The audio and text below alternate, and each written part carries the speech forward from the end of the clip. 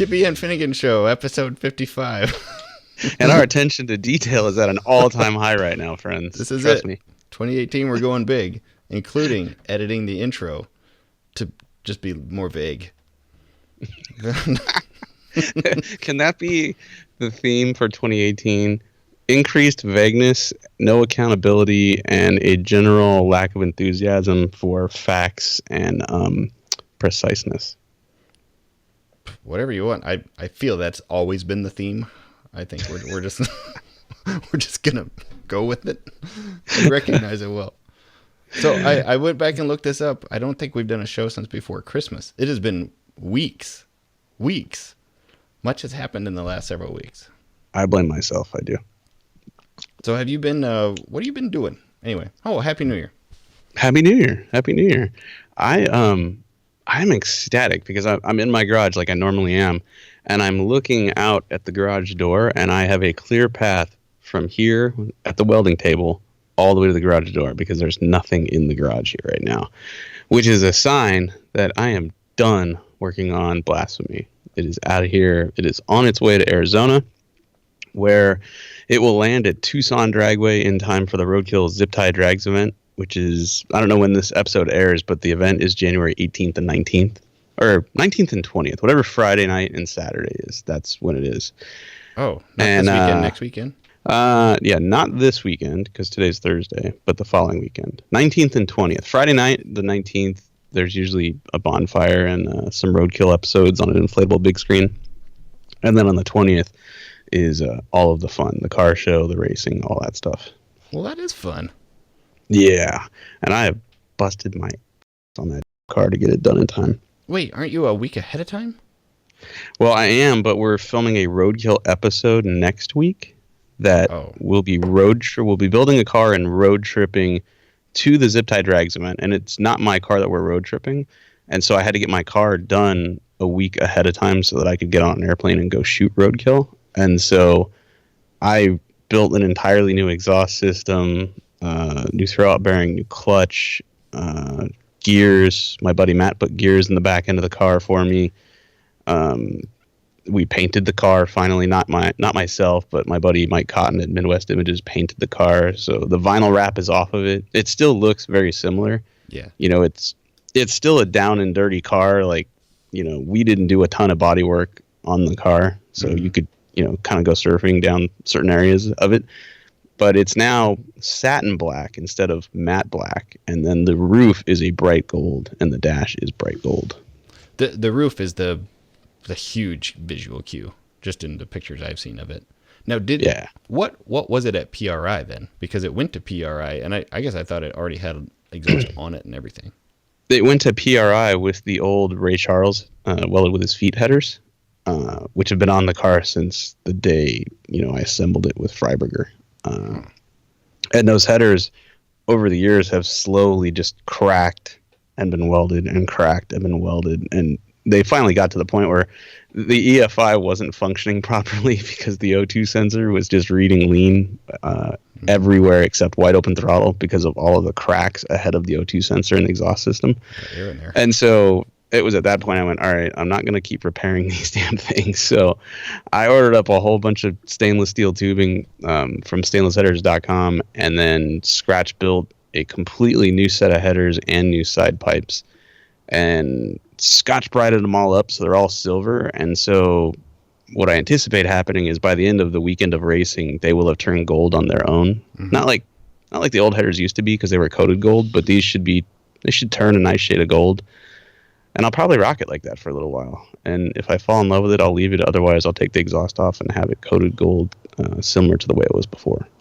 Cool. So big changes, not a lot of sleep happening in the Finnegan household over the last couple of weeks. So I'm thankful that the garage is empty.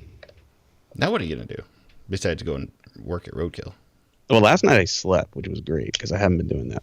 You know, I've been averaging like 2 to 3 hours of sleep a night for last week. And that's caught up with me.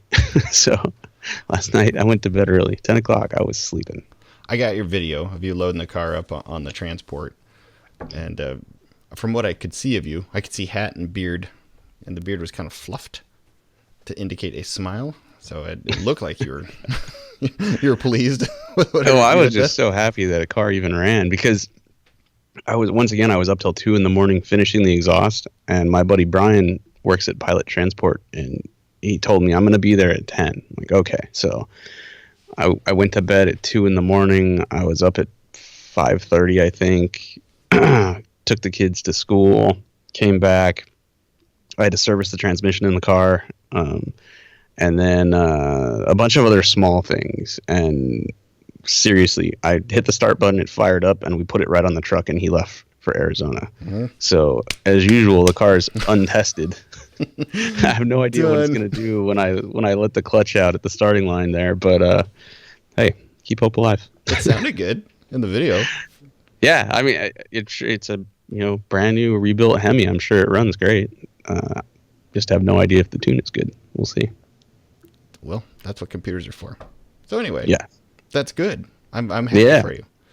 Enough about me. Oh wait, I have a game show for you. I Tell think you're me. gonna like this.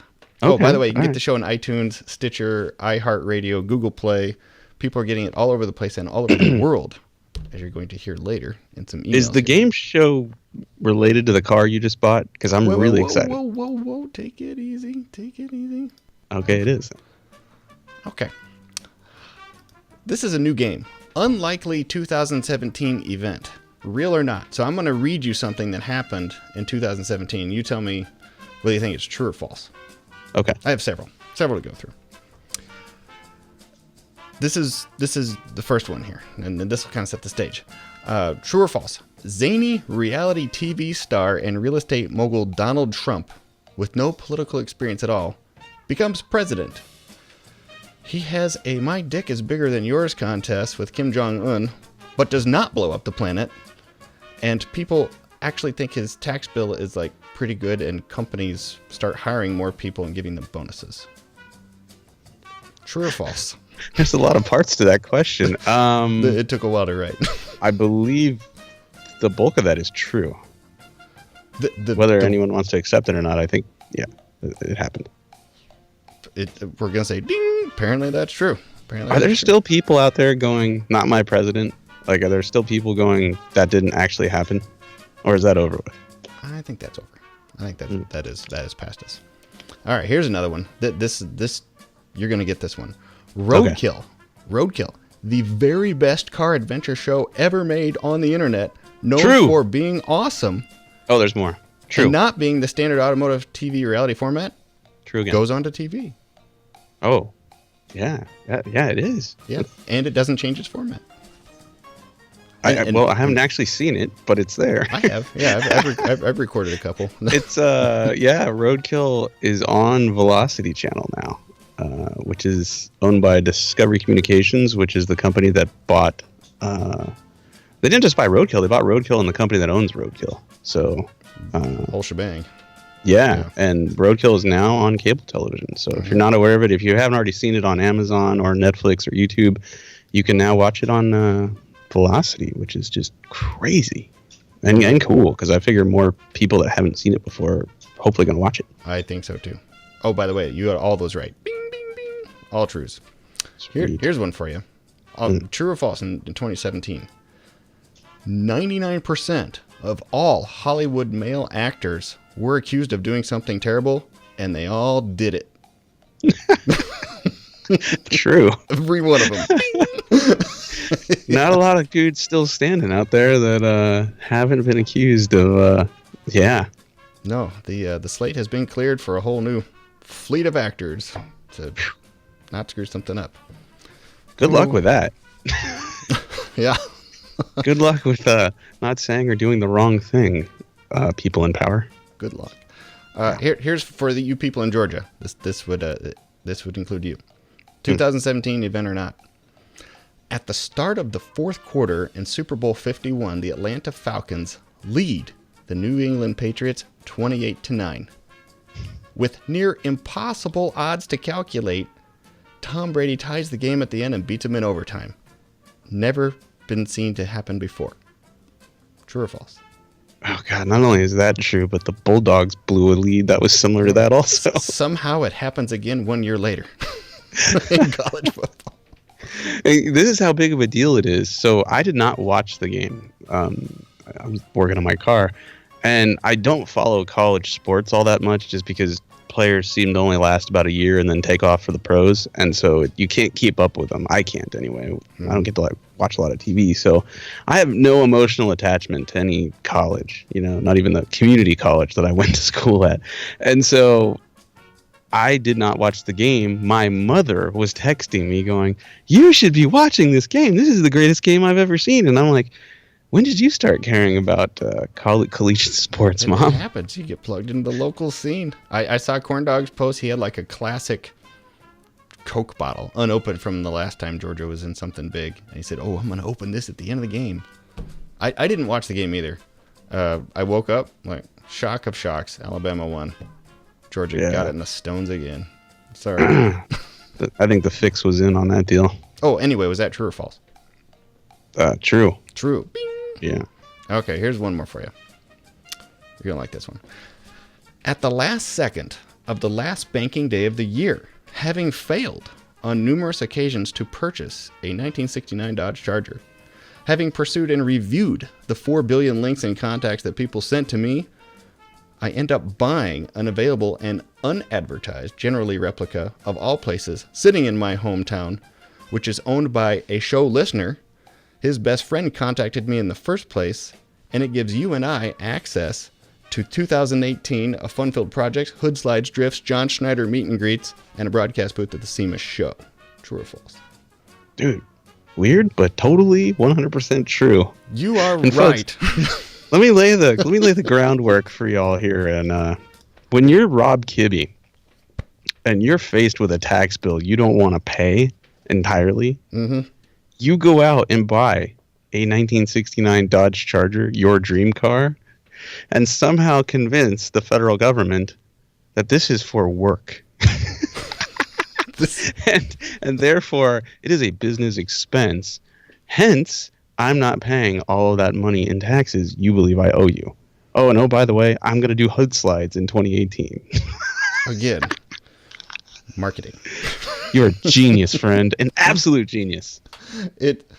I've talked to so many people about it, and they said, "Come on, are you really doing this for tax purposes?" Well, no, not entirely, but yeah. You needed a car. It just happened to be your dream car. Now, here's the thing. It has to be used for marketing, and if the IRS comes a calling, I got to prove it's all marketing, and I plan to. And at the end of the year, if I sell it, I'll have to pay income tax on all of it. Every bit of it. I know it was tongue-in-cheek what I said there, but you host a podcast anchored around reviewing episodes of the Dukes of Hazzard, which stars the car you just bought. Yeah. Yeah. It should work. I think you can make this work. Okay, you want to hear about it? Dude, have you even driven it? Because I know when you bought it, you sent me a video. It was in a garage. It was snowing. You've not driven it? I don't even have it. Oh, man, I still don't have it. If I could turn the camera, and it's a blizzard outside right now. So it's sitting in Cedar Rapids, which is my hometown. Like, of all places in the universe, this car is from the same place I am. Well, it is. I would never talk shit on your hometown, except for the fact that it's snowing so much that you cannot drive your dream car. That's just bull. It is a downer. That's for sure. So I May? I mean, no. Bring on May. I think next week is lining up to have good enough. Like, I was going to get it this weekend, but it's supposed to be -2, and I just don't enjoy doing that anymore. If I can wait a few more days for it to get to 20, I'll do that. Do they salt the roads where you live? Heavily. Oh, that poor car. Yeah, so You should just shove it in an enclosed transport and send it to Georgia. I'll take good care of it. Well, that's part of the master plan. My driveway looks like a used car lot right now anyway. What's another one?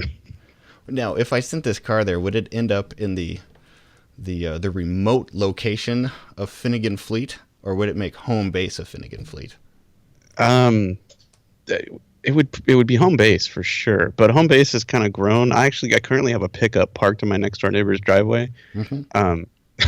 So I would shuffle things to make room for that in the garage, in or around the garage. Okay, good. Just glad to know where your loyalties are, and I know it's Yeah. not to me; it's to the car. So I totally agree. Yep. I don't know. You come first, Oh, that's unless nice. you scratch the car, and then we can't be friends anymore. I'm going to take care of it because we're going to, and I mean it, communal we here. We're going to use this car. It's going to be great. Can we really record a podcast from inside the car at SEMA? Because that would just be the best day at work ever. All we got to do is get a sponsor who wants to let us put it in there. Yes. Come on, companies. You want it generally in your booth? We'll hide the flag. Let's do this. SEMA 2018. I think we can make it happen. Okay, so next week I'll go get the car.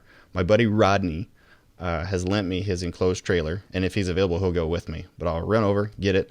I got a garage here to store it in for a couple months. That it's actually heated and everything, which is a really nice feature because I don't have room for it in my house at all. And once it's here, and then I'm going to start to figure out what to do with it. But it's if you're ever going to make a General E, you make it out of a 383 two-barrel car, and that's what this car was. Wait a minute. You have room for the minivan at your house, but not a 1969 Dodge Charger? I live a complicated life. It's time to re-examine that lifestyle you're leading, sir. Your priorities are seriously out of whack. I like to put the truck in the garage because I don't like scraping the ice. Screw the truck, man. You have a General Lee. What are you... I'm losing a little bit of faith here. I am. I don't know that you drive it next week. It's a 69 Charger. It's a real 69. And it's a 383 two-barrel car, automatic. That's what it was when it was born. And now it's got an Edelbrock on it or something like that. Automatic on the column. Pretty plain Jane car. The fender tag is gone. So I couldn't figure out what options it came with originally. But it has the light group, apparently, because I saw a little light come on when I put the key in the ignition. And I asked Corndog, what does that mean? He goes, oh, that has the light package. He says, does it have a map light on the dash or under the dash? I said, yeah. He goes, oh, you at least have that. But it has the General Lee option. That's all that matters. The guy that owned it, that I bought it from, who is a show listener, Brian. So Brian got it from a different group, and it was under construction when he bought it. So it was originally a bench seat. You know, it's called the buddy seat, like where the middle part just flows on. But it was originally a bench seat car. Now it's got bucket seats in it. The interior looks cool in pictures. It's that kind of light saddle tan color, but it was all painted, and it's shot. I mean, you sit down in those seats and you're going to sit way down there. Like Luke Duke in episode 1 sitting on a bucket low. Like if spring pokes the balls kind of thing? No poking happened, but there was definitely no springing the buttocks back up. It was more not quite an Adam Sandler song then. Okay. It's more like a beanbag. Yeah. I get that. So anyway, it needs an interior. But that's about cosmetically all it really needs to make it look more right. So it's got the modern vectors on it, 15s, with they're gray. You've seen modern vectors, I'm sure, but we have the old set already. Yes, you do. The rear end is about an inch forward, and it turns out that the front leaf spring hangers are Plymouth hangers, not Dodge hangers. So the whole thing sits forward, and the guy that had it, it just came that way. So he drove it. The drive shaft banged into the back of the transmission and ruined the transmission. So a tranny shop rebuilt it and put a shorter tail shaft on it. I'm going to correct all that. I want to correct all that. That just makes good common sense. It's drum brakes. It's manual steering, manual brakes, open rear end. It has a 68 rear valence in it, and that's the one that doesn't have backup lamps under the bumper. A 69 would have backup lamps under the bumper. And it's got kind of a homemade custom push bar on it. The push bar, it has a push bar, but it was just made out of push bar parts. So it's not anything you would have seen on TV. So here's what I want to do. I want your opinion on. Okay. I think most people do a replica of like a late California car, which has the wide push bar and the tan interior, no side markers, no backup lamps. I want to do like a season 2 car, like the episodes we're doing now, the ones that I love so much. I want one with the narrow push bar. I want the dark, crappy brown interior, and I would just want to make the decals correct for that. Right now it's got movie decals on it, and that would be an easy fix. You just change the General Lees for TV ones. Cool. and I want to make it. I'm going to keep side marker lights, put backup lamps in it, and I want to find a push bar or make a push bar. And if we can make a push bar. Yeah. In fact, if we could get James Smith to send us the templates, we need to build our own. He has one. His one for Lake California, the wide one, is spot on, perfect. It was made from an actual jig from AJ Thrasher from TV show. He has a narrow one, and it's really, really nice. But when you watch the episodes, there's about an inch gap from the top of the hood or the top of the grill down to the top of the top bar. And on his, it's not like that. It's nice and flush on top of the grill. His actually looks better than what was used on the TV show, but I want to use one that looks more like the TV show. Okay. Yeah, we can fab anything you want here in the garage. Bring her on down. That'll be fun. So I want to do that. I want to stick an interior in it. I want to do hood slides in it. I want to do everything. Oh, it needs a roll bar. I can't wait to do hood slides. I've never slid across any hood in that fashion because I've never had a car to do it on. I've owned cars, but I haven't owned the car. You have the car. The only hood slide I ever did was on my 76 Nova because it's the only car I ever had with like a truly flat hood. That, especially one that didn't have like chrome down the middle. That was a killer or something. What's the story about, from the very first episode where Luke slides the hood and takes the antenna in the nuts? What was it? He didn't mean to slide across the hood or something like that? You told me this once. No, you're right. It's the one that you see in the opening credits when he goes over the hood. He meant to jump up and like run over the car. He just tripped. And halfway across, he hit the aerial and cut himself, like kind of badly. And from that point forward, they did two things. Number one, they made the hood slide a thing. And number two, they took off the aerials. No more aerials. No more antennas. On season 2 and season 3 cars, you'll see the aerial there, but the antenna's gone. They probably just broke it off and painted it orange. And then on those Lake California cars, they actually delete it. They remove it and fill it in with something. What are you going to do? Adjust your slide or remove the antenna? Well, it's a season 2 car, so it's got to stay there, but I think I can just take the antenna off. For those times when you feel like springing into action. Yeah. Solid. It has a CB in it and a CB antenna. I'm sure we can just rig up that antenna to be the radio. Dude. You have a Citizens Band radio. That's awesome. You can talk to truck drivers. This is going to be so good. You'll hear lot lizard stories. You will. What is a lot lizard anyway? You've said that in reference to Corndog so many times. I've never Not Corndog. A lot lizard is a person who inhabits truck stops, parking lots. They're usually looking for love and financial or monetary gains. Oh. I didn't realize that one. Just mind blown. Whoa. Let me end this General Lee update with a sound of a Jubilee General Lee horn. We have a listener. His name is Chris Kill, and he's sending us his out of production, super rare, can't find anywhere Jubilee General Lee horn because he just thinks it needs to go into the hood. Wow, that's great because it already has the Dixie horn. It has one, and it's called. So this is different. The one that's in it is a little cheaper one. It's available now. I think it's made by a company called Wolo. But the Jubilee horn is the one with like real trumpets in it. Really runs. And I went and got a sound of somebody on YouTube that tuned theirs up. Listen to this sound. I swear to you, this is not from the TV show. Okay. That's the real thing. Yeah. So Chris Kill, I'm waiting for that package. That's so nice of you to send that in, but that's going under the hood. Dude, that's awesome. That's going to be good. Hey, Mike. Do I have news for you? More news? Bigger than the General Lee news? Okay. No. But nonetheless, very, very good news. Do you remember, I think our first advertiser ever was Bombfell. You remember that? The clothing company that had great, great choices online that you could get selected with a stylist's help. How could I forget? They were the first people who embraced the Kibbe and Finnegan show, who showed us love. We got clothes from them. They're really cool clothes, and it turned out so did our listeners, and Bombfell is back.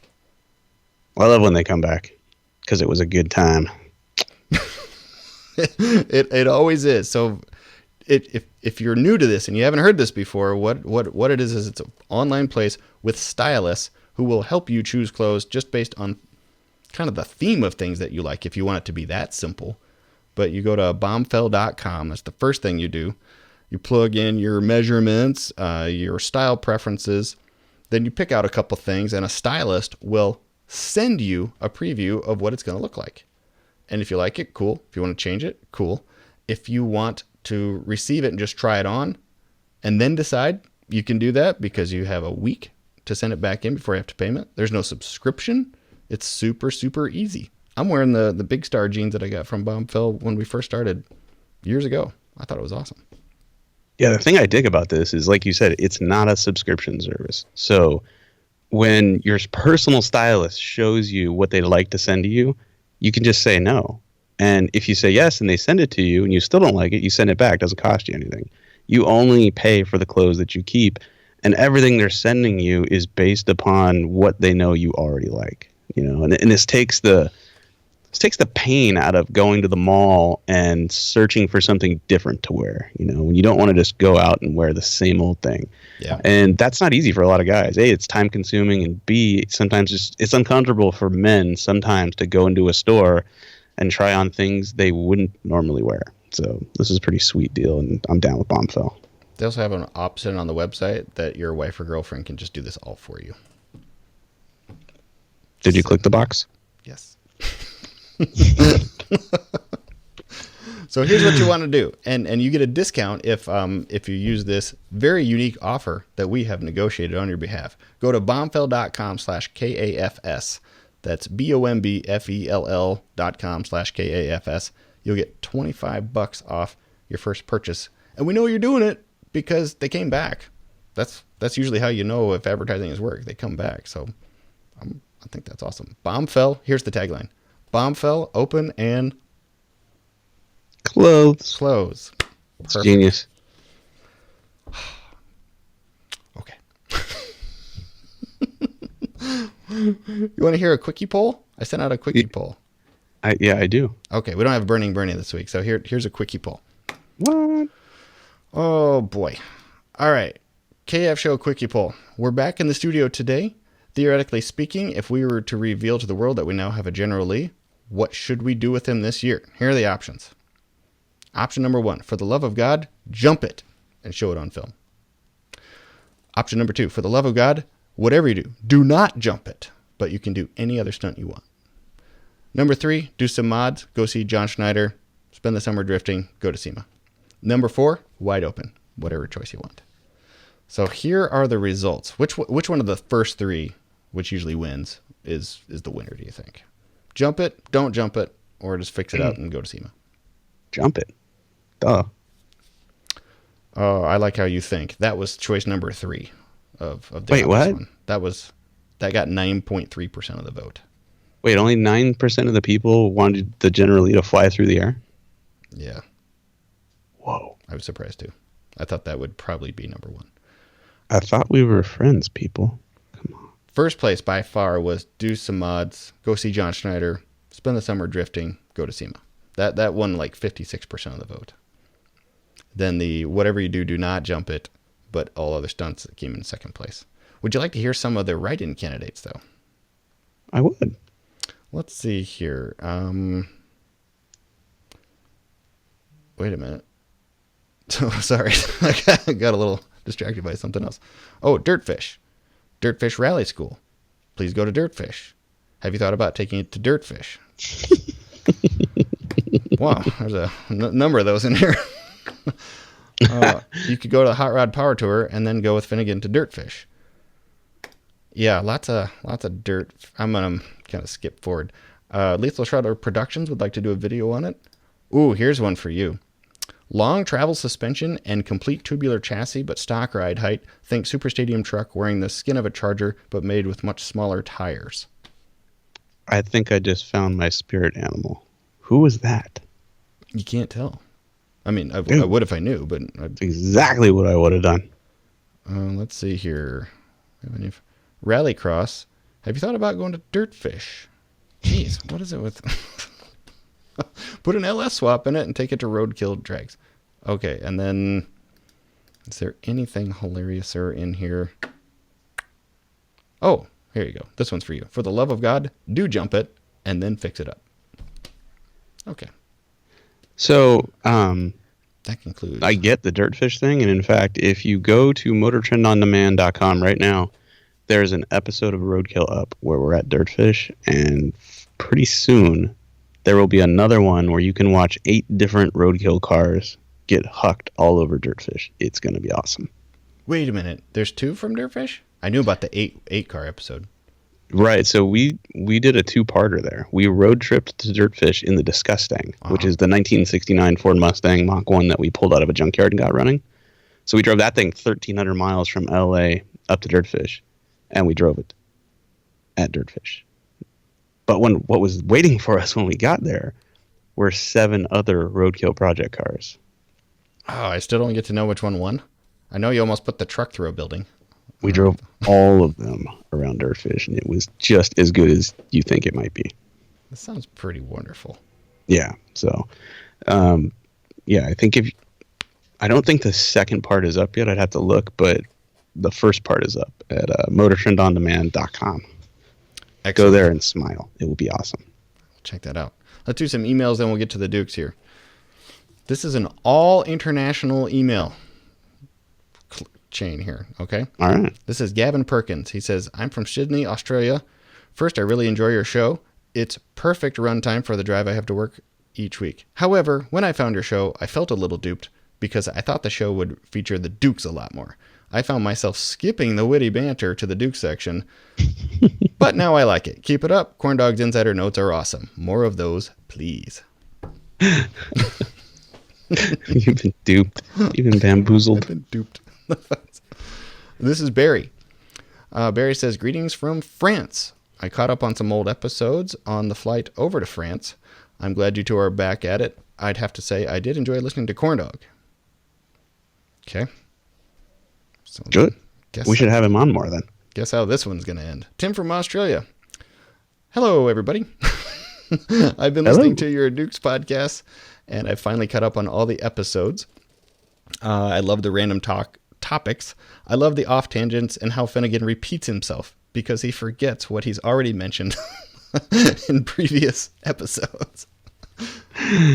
I've been a Charger fan all my life. I have a 68 RT. I have a question that I would like Corndog to answer relating to jump footage. And if you know this, feel free to chime in. I don't know the answer.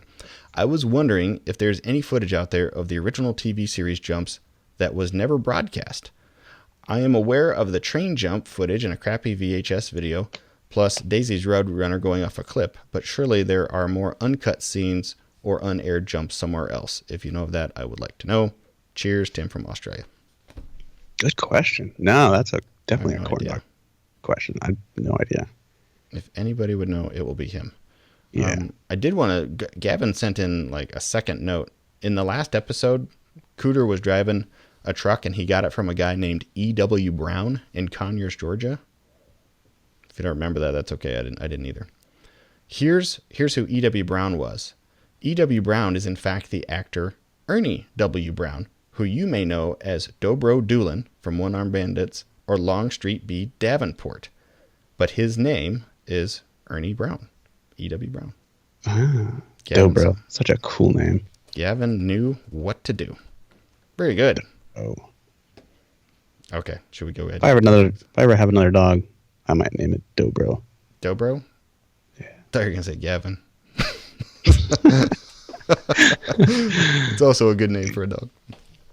All right, Mike.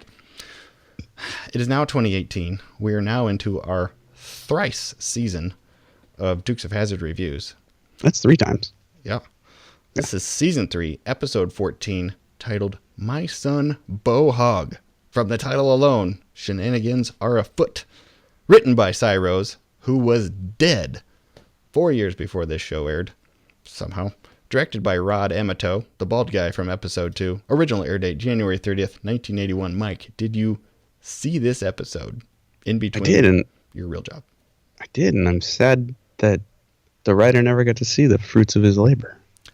I've tracked that guy on IMDb for a while. He gets writing credits in for the next 15 years after he died. Prolific Stuff. Yeah. Man. Well, he's like Tupac, where, after he's dead, like, a lot more music came out. Yeah, turned out it. Greatest hits in the vault, I guess. Maybe he's really not dead. Yes, My Son Bo Hogg. Mm-hmm. So this one relies exclusively on the often used and misused and overused TV plotline Amnesia. And yeah, we really needed another one of those, didn't we? So here's the scheme. Boss Hogg has a load of shine that he needs driven to Chickasaw County, the place where the masterful sharpshooting sheriff Sheriff Little. Sorry, I just brain farted on what his name was. Sheriff Little. Trying not to describe him in other ways. He lords over Chickasaw County with a shotgun and a pistol, and he knows how to use both of them. So consequently, there is no hood in Hazzard County that wants to haul this moonshine for Boss Hogg at any price. Mm-hmm. Just ain't happening. And he is so distraught over this, and there's so much money riding on this, that he'll do anything to get that moonshine across the county line. And, lucky for him, Bo Duke falls and bumps his head and magically forgets everything, including who his daddy is. And thanks to that, we get the phrase, Bo, say hello to your daddy. Say hello to your daddy. Whew, man. Just let that percolate a little bit on you. Mm-hmm. Bo, say hello to your daddy, as uttered by one Boss Hogg. Man, I was literally having like a Star Wars Empire Strikes Back moment when it happened. I was literally like, you know it to be true. Search your feelings. I'm your father. Oh, man. Poor Luke Skywalker. So, even Bo doesn't really want to believe it at first, but Boss goes to great lengths to convince Bo that he is his daddy. Mm-hmm. And in the end, after convincing him, gets him behind the wheel of one full-size van full of shine. I mean, floor to roof of moonshine. And by the time the rest of the Duke family figures out what's going on, they have to chase him across the county line. Yeah.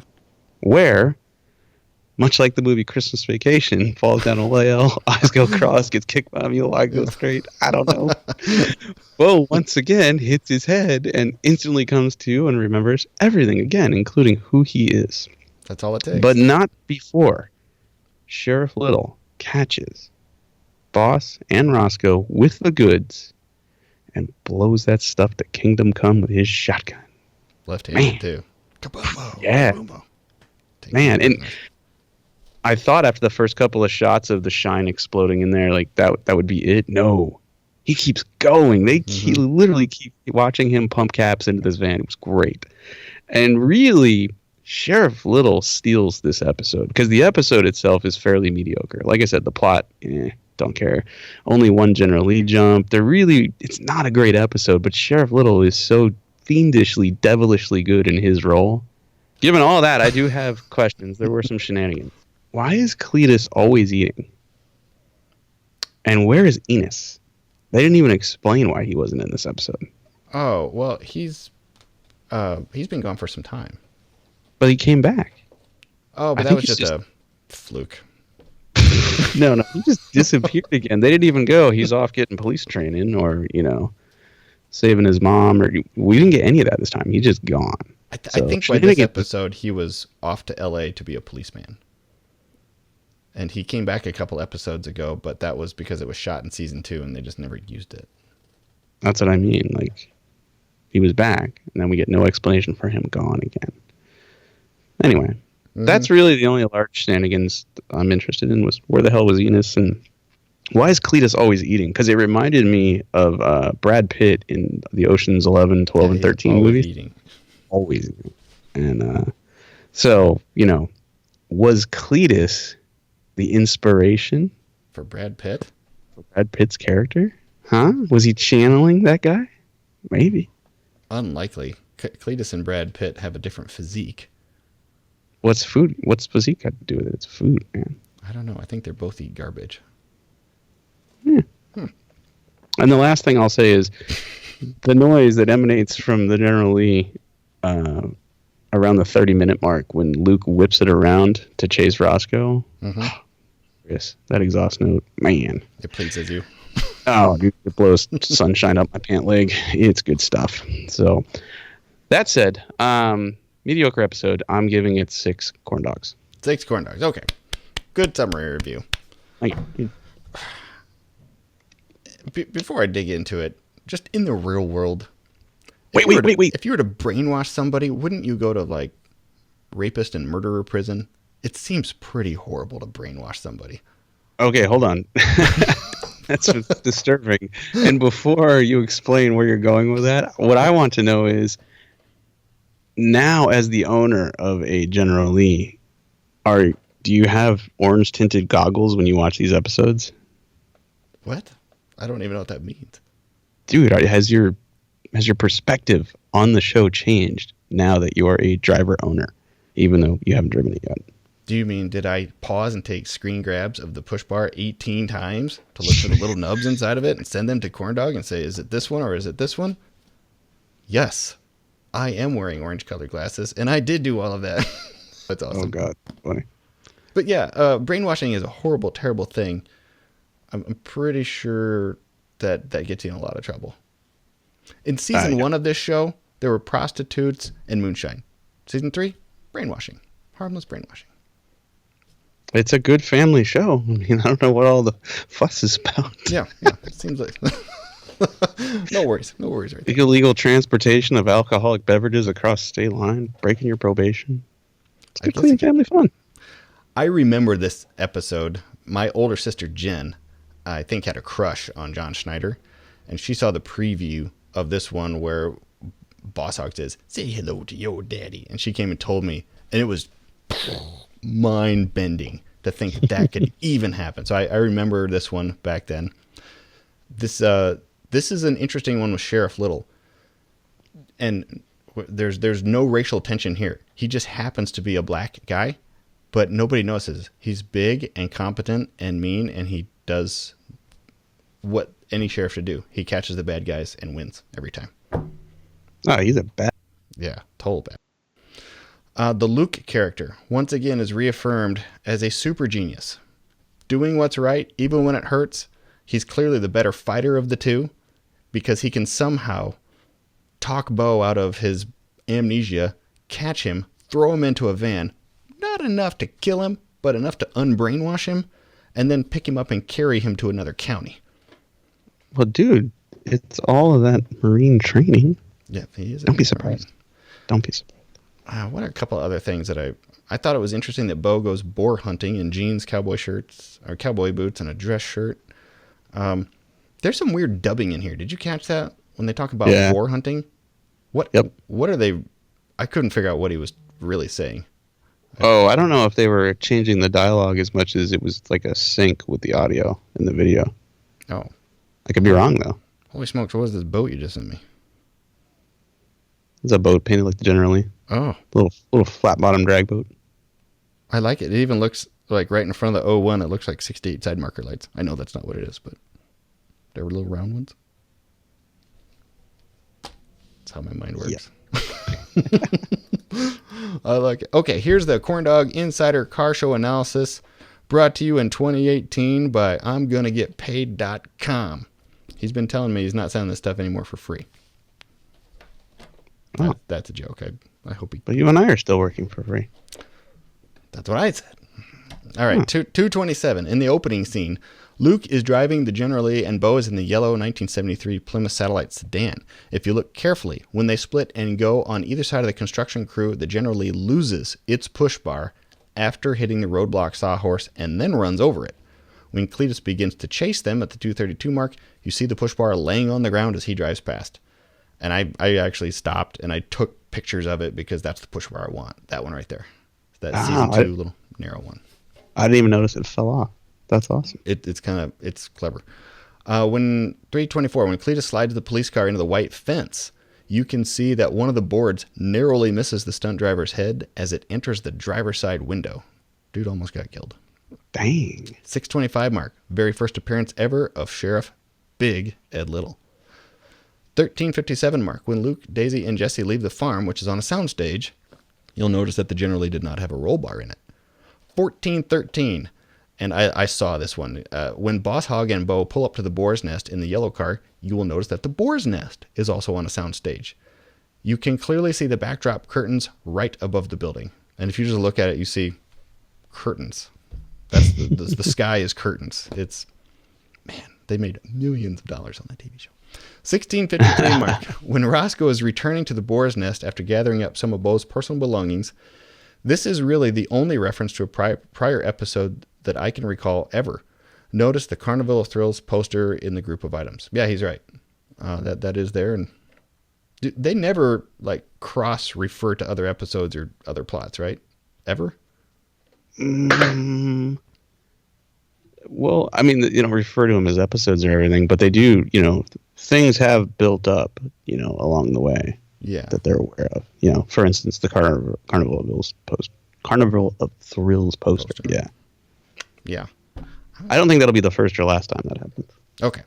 3548 mark. This is the one and only jump in the episode. Thankfully, it's a pretty good one, and we actually get to see the landing, and it's pretty sad to watch. Yeah, that car died a brutal death. 4215 mark. Luke, in the Generally, chases Bo in the van. The van's license plate, get this, is now SBC 985. Earlier in the episode, Mike, though, while they were loading it up to get moonshine, the license plate said ED 3586. Then again, at 4541, when Boss Hogg opens the door, the plate has been switched back to ED 3586. So, license plate shenanigans here. No. It's a shine van. Dude, you don't want to get busted by the cops. Multiple license plates. But during the car chase, the van changes license plates. Dude, didn't you ever see Cannonball Run? You just push a button and the plate flips. Oh, yeah, Knight Rider had that thing, too. Yeah. What was the other one that Knight Rider said? Because it said Knight on the Knight Rider license plate, and then had a normal blue California plate on it. Mm-hmm. Okay. Here is something I pulled out myself. I tried to do a Corndog here. At the 2048 mark, when they show the black and white photo of the Duke family to Bo, to tell him who the bad guys are, they're all wearing their normal clothes, but Daisy is the only one who really wears a different outfit. She's wearing the same outfit as she's wearing in the episode. So they took a picture of what everybody's wearing that day, made a picture. That was the one in the episode. Polaroids. Instamatic. And then, what do I got here? Here's my last one. The Generally scripting. I am watching through orange-colored glasses, and I was looking at the words Generally on the roof, and it's a different font than the car I just got. How anal retentive do you think we need to get here? Because I kind of want to put that font on the car that I just got. I'm a 10-footer kind of guy. From 10 feet away, if it looks like Generally, I'm smiling. I would never know the difference between fonts. Probably not even on the 01. Because I never... And plus, the thing you got to think about is, from season to season, things were changing. You've got two different style push bars. Some cars had side marker lights. Some cars didn't. Different colored tan interiors. I mean, you can pick almost any combination you want. Just do you. Whatever's going to make you happy. I think I'm going to keep everything there and James Generally script out. Because I was even looking at the numbers where they're placed on the door in this one, and they move around all over the place. It's kind of hard to tell. I think these are good enough. Corndog gives this a 7 out of 10 of himself. That was his review of it. I put a bunch of clips that are going to go after the end of the show notes, but you want to hear a few funny clips that I thought were just funny? They're probably out of order. All right, here we go. Whoop, that's not even running, is it? Did you do the one... What's that? Did you do the one at the very beginning? This is the thing that made me laugh the most in the whole episode, and it's one phrase. Roscoe says to the limo driver, "I really hate you." No, I didn't pull that, but it was awesome. He's trying to be helpful. He's trying to get Boston out of the car. He's trying to hand him the phone, and the limo driver is literally just like, "These are my jobs. I'm doing this." And Roscoe just looks at him in deadpans. "I really hate you." It was so subtle and hilarious. You'll have to see it. This one is also... There was a lot of people impersonating other people in this one. Actors impersonating other characters. That kind of made me laugh, so I pulled some of these. Bo, you all right? Oh, he's all right. Well, I wish he'd say that. Yeah, he will when you slap the cuffs on him. Bo, Oh, he ain't moving. Yeah, that's because you're faking. No, here. I'll cover you while you examine the suspect. Freeze! Boss, he's already frozen. Well, that's a trick. He's breathing. That's another trick. I don't know. He don't look good. He never looked good. I think he hit his head on that log and hurt himself. Well, I think maybe you're right. Well, I better get him to Doc Petticord. Doc can't help him now. Why? Doc's out of town. Then that was the one that made me laugh. Doc can't help him now. He's out of town. I tried to get the Hogg one. I think I have it in there. I'm not sure which one this is. Let me try this one. You're my daddy? That's right. I'm J.D. Hogg, Jefferson Davis Hogg, and you're my son, Bo. Bo Hogg? Bo Hogg? Bo Hogg. Did y'all get that?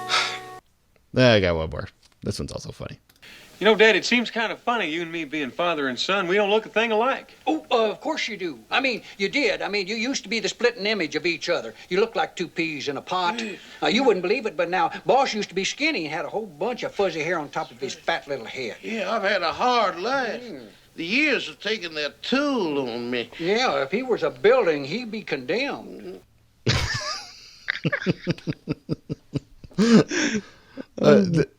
Those liners in there are the reasons that I gave this show a 7. I thought it was at least worth that. It's a weird episode. Whenever people go to the hospital in this show, they have to take their shirt off, even for a apparently head injury or injury. There's a lot of weirdness in this one, but yeah, I'm gonna go ahead and give it a 7. $7. Yeah. Bo's got a head injury. Better check the nipples. Take your shirt off, Get son. your shirt off. And just keep it off if you could for the rest of the show. That'd be great. Yeah, this was a good one. I don't even remember what episode we have coming up next. I think we're going to try to do the 3 Dukes and a movie format, in a month. 3 Dukes and followed by a movie. All right. And we do have a pretty big movie list just stacking up here. Let's see if I can go up here. I started to keep, just trust me. I kept track of it. Oh, Pitch Perfect. Did you go see Pitch Perfect 3? Because we were going to review Pitch Perfect in here. That's news to me. Pitch Perfect? No, didn't see 1 and 2. Definitely not seeing 3. I'm going to say 3 wasn't worth it.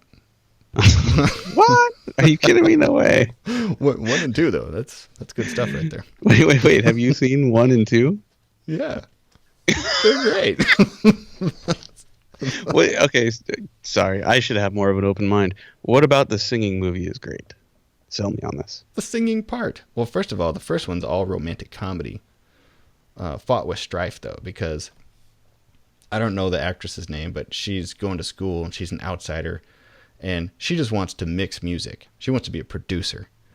And she has no friends. And the only way she can fit in is to join the local a cappella group, or the school a cappella group called the Bellas. And she joins, and then she starts changing things up because they want to do normal a cappella where they do the same songs all the time. But she starts mixing in tracks from other songs, but on the same melodic note. And then it starts blowing people away, and she finds love. And it's funny. I'll take your word for that. That's pretty much the plot for all of them. But just trust me, for 1 and 2 are the ones you want to see. Number 3, not good. Didn't care for that. Okay. In fact, we don't have to review it because it's over. It's totally covered right there. Oh, all right. Yeah, I think I'd like to exit the show now, if that's okay. Thanks for listening. Remember to go check out bombfell.com/KAFS to get your super sweet duds. Send us a picture when you do. Oh, if you want a shirt, a few people have been contacted. Right now, our website's broken. It'll be fixed, but maybe by the time this goes out. KFShowshirts.com. They just upgraded the websites, and I got to fix something, so that'll work. But your generally awesome shirts will be generally available as soon as they finally get that done. You can find us on Instagram at Kibbe and Finnegan Show, and you can find Mike on a plethora of channels. International known TV and internet superstar Mike Finnegan. Yeah. Here's something I've never uttered before. You can watch me on Roadkill on Velocity Channel. Mm-hmm. Oh, You can see behind the scenes stuff on Instagram by searching at Finnegan999. You can go on Twitter and converse with me at MikeFinnegan999 or find me on Facebook at Mike.Finnegan/news. You can find me at themusclecarplace.com. Email me from there, Robert at themusclecarplace.com. Everybody, thank you for listening. Thanks for supporting us. This is going to be a freaking awesome year. I cannot wait to see how it ends. So, Mike, I'll catch you later. See you later.